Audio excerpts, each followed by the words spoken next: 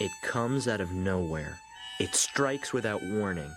It's that soul-sucking stretch of the school calendar between President's Day and Easter.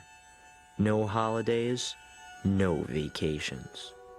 You know the side effects. First, the body goes loco, followed soon after by the brain. Only the strong survive, like Monica Perling. She uses her Krebs Scout training to find precious nutrients. Even a juggernaut like my brother Pete feels the hurt. Normally, he strikes fear in the heart of all teachers. Pete Wrigley? But during those Death Valley days, the Pete just gets burned out of him. This year was worse than ever. Pete's prayers for an air raid or a snow day had gone unanswered. Until one mind-melting day when an answer arrived like a message from heaven. They were two words, the two words that give us all hope. Sick day.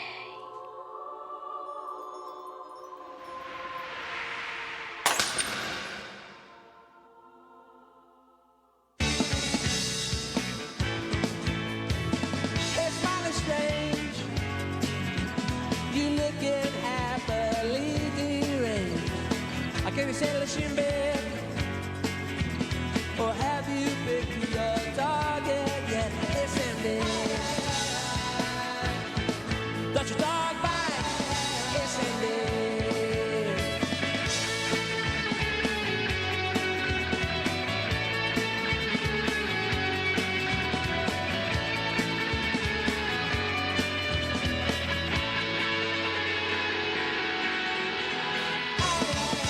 It's ending. Don't your dog bite?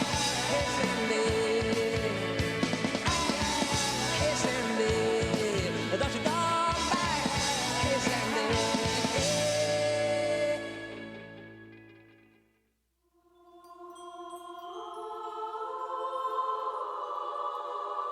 In Spain, it's called Dia Enfermo. In Hungary, it's Betegnap. Around here, it's just known as the sick day. If you're really sick, it can save your life. But if you're not, well, that's another story. This story. It starts by picking the right disease to fake. You know the classics: colds, earaches, pink eye, and the ever-popular diarrhea. Pete had tried all those. It was time for something big. Food poisoning? That's a triple Yui.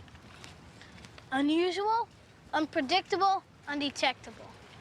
Gets me 2 days, easy. You're going for a double dipper? If Pete could get 2 days off, he'd be a sick day legend, like Len Tinglehoff, who used mind control to keep his temperature at 101 degrees for 3 days. Or Margaret Stang, who epoxy glued her teeth together and got to drink lamb chops through a straw. Then there's Dewey Munson, who faked his own death. Dewey was last seen in Flagstaff, where he lives with his aunt and calls himself Gene. But here in Wellsville, on one fateful Tuesday at precisely 0700 hours, the brothers Pete launched Operation Tapioca.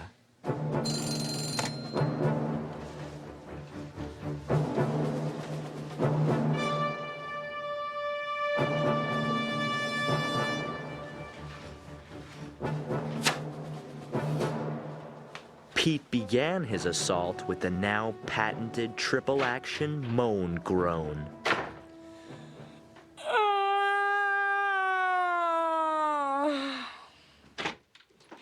Pete, something wrong? My guts, they're boiling. Mom was a seasoned warrior of the sick day and came on strong with a three-pronged attack: glands, temperature, pulse. I don't think you have a bug, and neither does Petunia.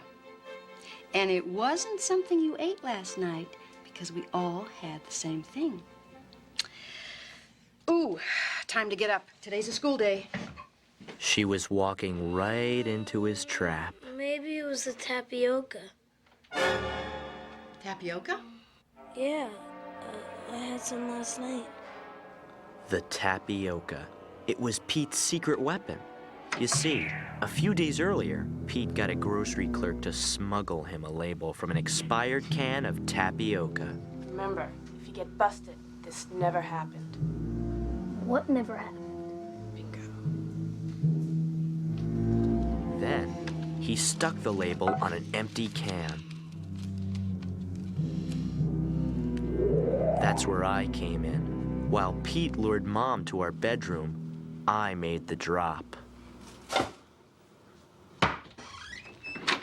Honey, I just talked to Dr. Volker. He said you probably have a mild case of food poisoning. Nothing serious, but I want to keep you home. But, Mom, we're doing negative fractions. Negative fractions will wait. You stay in bed.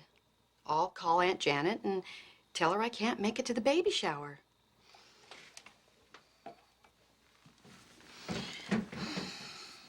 You don't have to stay, Mom. I'm just gonna sleep all day. Well, Dr. Volker says sleep's all you really need. And this bucket, just in case. But I hate to leave you alone. I won't be alone, Mom. I've got my negative fractions. Such a good boy. All right, honey. I'll leave Aunt Janet's number and some Melba toast in case you get hungry. Does that sound okay? Mom? Love you. Once word got out that Pete wouldn't be in school that day, adults wasted no time spreading the good news.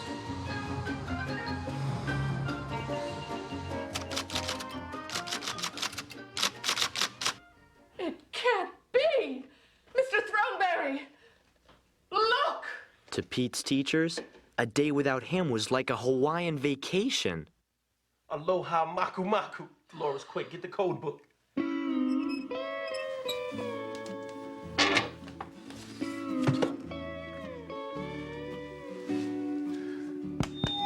Attention, all faculty members. Attention, all faculty members. Kalui Amatutu. Repeat, Kalui Amatutu. Don Ho will not emerge from the Valley of Darkness.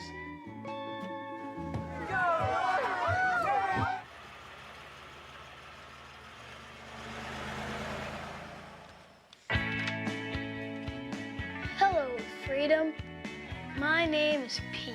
With Mom gone, Pete began his adventure by taking in the little things you only notice on a sick day. The way the dust motes waft around in the sunlight. The sound of the refrigerator making ice cubes.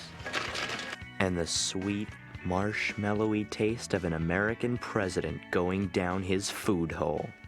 That's when Pete noticed something even more amazing. Ike! That's right, Dwight D. Eisenhower. Famous for commanding the Allied forces in Germany and being the only president Pete hadn't shoved up his nose.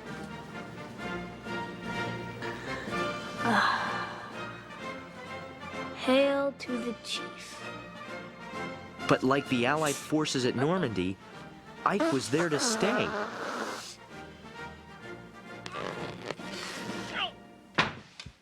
Meter man? Hello? Anyone home?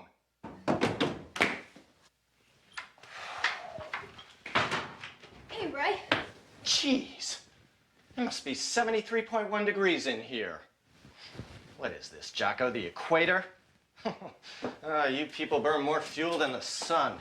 What do you think this country's made out of? Energy? I've got other problems, Ray. Look, What do you got? A little congestion up there? President Eisenhower. He's stuck. That was a man who knew the value of a kilowatt hour. Okay, enough chin music, Red. Time is energy. Let's see what you got over here. Okay, let's see what you got here, Johnny. Let's just see what you got. There's something you should know about Meter Man Ray. When he checks your electric meter, he sees more than the passing of kilowatt hours. He sees the future.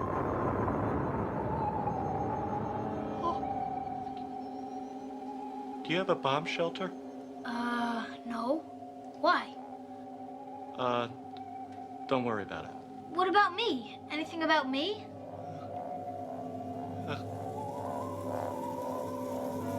I see you with Martin Van Buren, our 8th president. He conserved face heat with giant sideburns. Good man. What?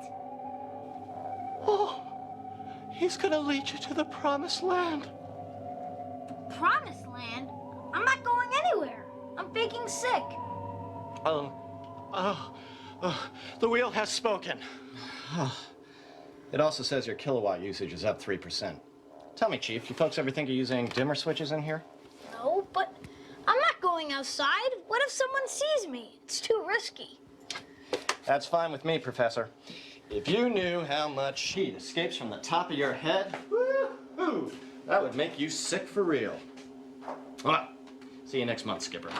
Skipper really wasn't going anywhere until he saw it. The Excalibur 2000, the most powerful garage door opener known to mankind. Only Dad was allowed to wield its mighty power, but no one was home. Pete had to try it. He was gonna break the cardinal rule of faking sick. He was going to go outside. Pete knew that by going outside, he risked blowing his whole sick day scam. But he had seen the Excalibur TV commercial too many times to turn back now. Excalibur, Excalibur, Excalibur, mightiest opener in the land, opens the door with a touch of your hand. Excalibur, Excalibur, its laser shoots through anything, its power will make you feel like a king. Excalibur, Excalibur. Excalibur! Chapter 8. Couldn't fit an oversized envelope in the Chakuti's mail slot. When will they ever learn? Note. Found a brown mitten on the sidewalk. Somewhere a child walks with one cold hand. I will do what I can.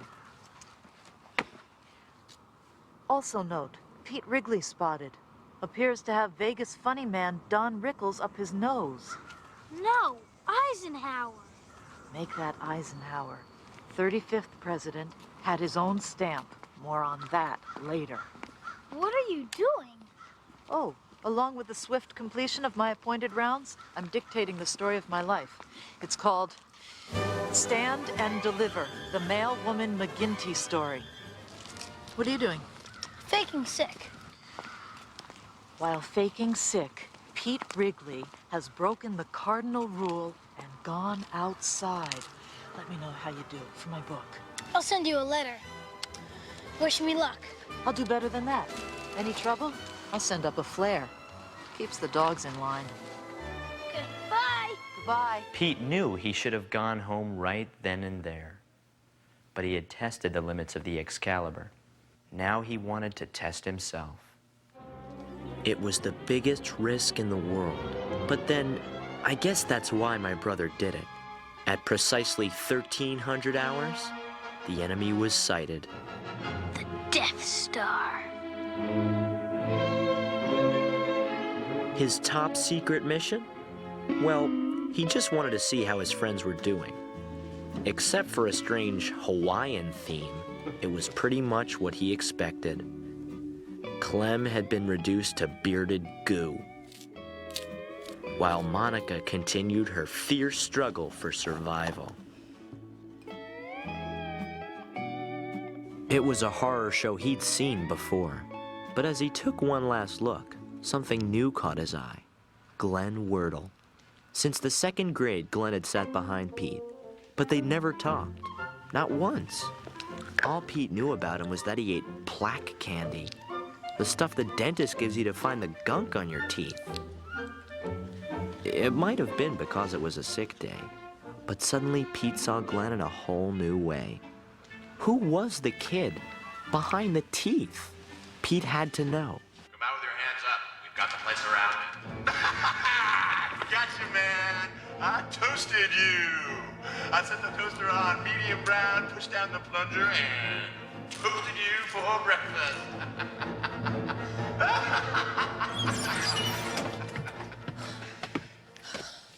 I toasted you. And you could have busted me. I'm faking sick today, Stu. Oh my gosh, I didn't know. Everything is fine in here. There are no dangerous fugitives or anything like that. No, sirree, Bob. I got you covered. I'm sorry. I guess I'm just a little bored. What do you do all day when we're in school?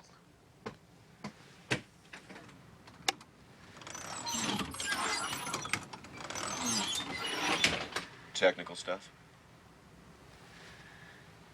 Want to drive me somewhere? Ladies and gentlemen, if you direct your attention to the left, we're coming on the majestic splendor of the Wurtle House. So that's where he lives. What are we looking for?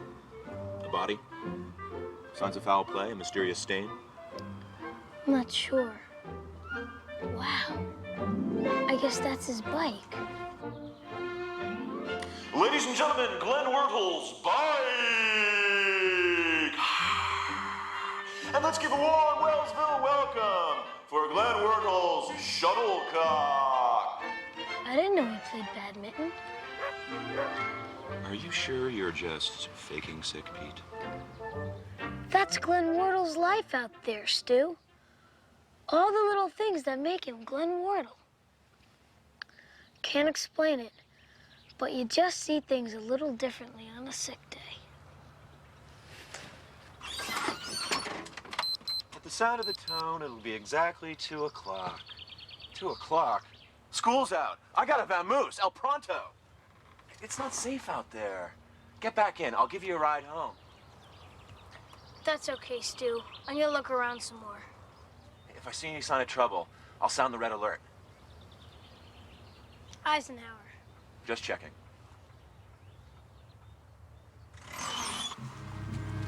Pete knew he was pushing his luck, but before he went home, he had to find out a little bit more.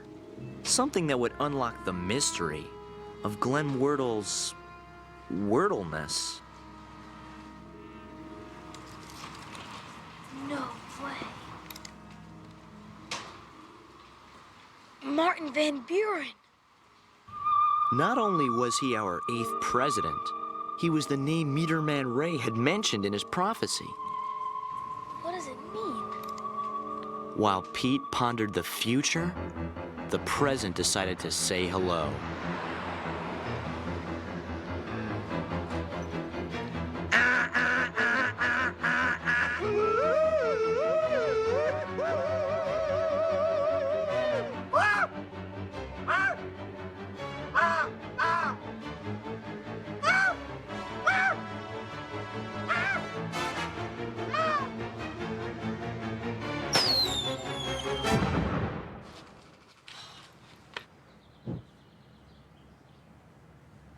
Pete knew he'd be dead meat if he didn't beat Mom back to the house. But 2 blocks away from home, Pete realized that his sick day adventure still had one last stop.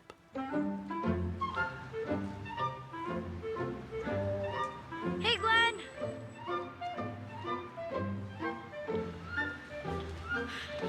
Hey, Pete.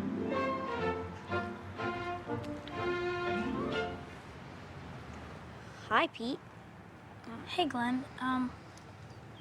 How's the plaque? Not bad. Want some plaque candy? I got extra. Sure. Thanks. Hey, isn't that Eisenhower? Yeah, it is. I don't know how we got up there. Yeah, I got Harry Truman stuck up my nose once. Really? How'd you get him out? Static electricity. I just rubbed my feet on a rug, touched the doorknob, and fired. Really? That works? Yeah, just the other day I had to blast out. Martin Van Buren? Yeah, Van Buren. How'd you know? Just a guess. Hey, Pocahontas, you better hurry. Your future's looking dim. Look, I gotta go. I'll see you soon. Tomorrow.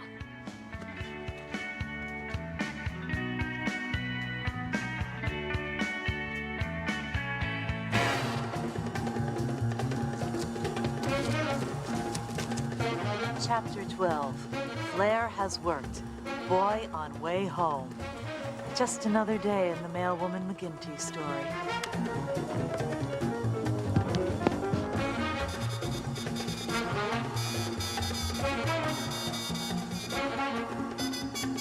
Pete, where you been? Doc!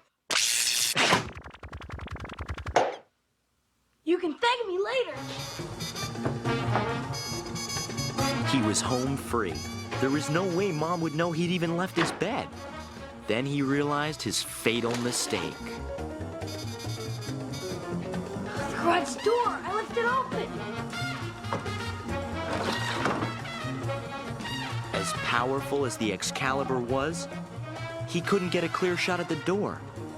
If Mom saw it open, he'd be busted for sure. His only hope was to ricochet the beam off the plate in Mom's head. Sorry, Mom.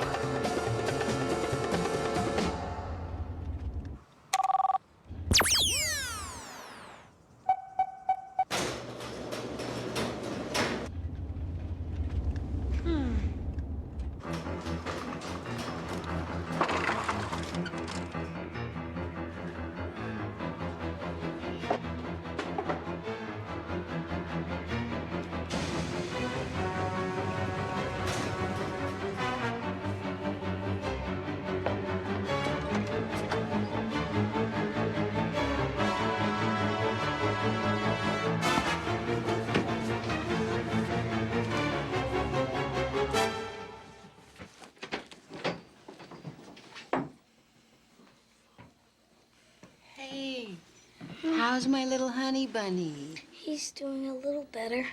Good. Another day's rest, and you should be back on your feet.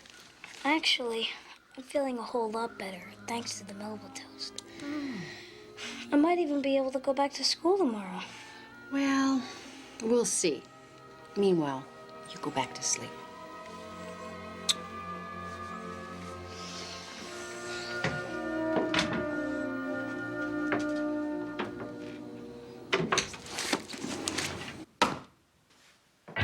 Pete didn't need Meter Man Ray to tell him his future. He knew exactly what the next day would bring. Thanks to his sick day, he'd have a new friend, a newly enlarged left nostril, and best of all, a brand new way of looking at the world. They're playing in Central Park.